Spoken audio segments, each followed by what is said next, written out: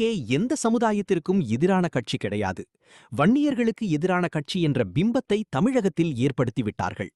தப்பித்தவறி எடப்பாடி முதலமைச்சரானால் அவரை தூக்கிவிட்டு பாஜகவினர் எச் ராஜாவை முதலமைச்சராக்குவார்கள் என்று பூம்புகார் சட்டமன்ற தொகுதி திமுக வேட்பாளர் நிவேதா முருகனை ஆதரித்து செம்பனார்கோவிலில் விடுதலை சிறுத்தைகள் கட்சித் தலைவர் திருமாவளவன் வாக்கு சேகரிப்பில் ஈடுபட்டார்.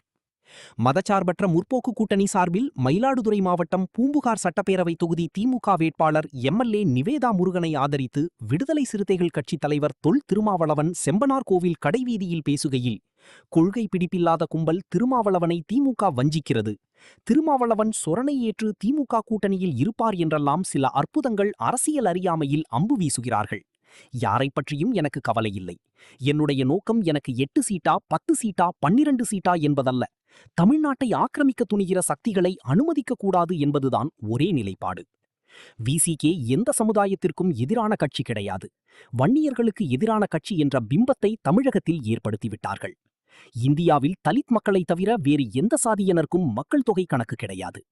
சாதிவாரி கணக்கெடுப்பு நடத்தினால் மட்டுமே அனைத்து சாதியினரின் சரியான விவரம் தெரியவரும்.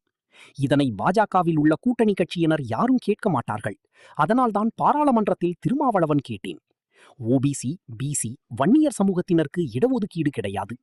ஜாதிவாரி கணக்கெடுப்பு நடத்தி அவர்களுக்கும் இடஒதுக்கீடு வழங்கிய பின்பு தொகுதி மறுவரை சட்டத்தை அமல்படுத்த வேண்டும் என்று நான் வலியுறுத்தி வருகிறேன். ஆனால் அதனை பாஜக கூட்டணியில் இருக்கும் எடப்பாடி, டிடிவி தினகரனோ அன்புமணியோ வலியுறுத்தவில்லை. அம்பேத்கர் கொள்கைகளில் இயங்குகிற ஒரு கட்சி மாநில கட்சியாக அங்கீகாரம் பெற்றதென்றால் அந்த பெருமைக்குரிய ஒரே கட்சி இருந்த ஒரு கட்சி தான். உண்மையா இல்லையா? உண்மையா இல்லையா? நம்முடைய கட்சி அங்கீகாரம் பெறுவதற்கு துணையாக இருந்த திராவிட முன்னேற்ற கழகத்தின் தலைவர் அண்ணன் முத்துவேல் கருணாநிதி ஸ்டாலின் அவர்களின் நல்வாழ்த்துக்களை பெற்ற வேட்பாளர் தான் நிவேதா என் முருகன் அவர்கள். அந்த நன்றி பெருக்கோடு நாம் திமுக கூட்டணியில் தொடர்கிறோம். அப்படி என்றால் திமுக வேட்பாளர் அண்ணன் நிவேதா முருகன் அவர்கள் மீண்டும் வெற்றி பெற வேண்டுமா இல்லையா? அவருக்கு நாம் வாக்களிக்க வேண்டுமா இல்லையா? வாக்களிக்க வேண்டும். இரண்டாவது, தமிழ்நாட்டில்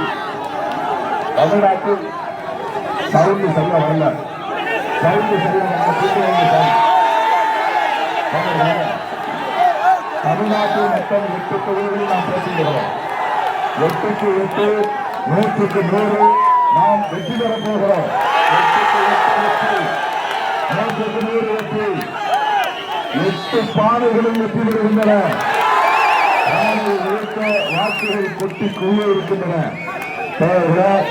அந்த 8 தொகுதிகளிலும் நாம் வெற்றி பெறுவதற்கு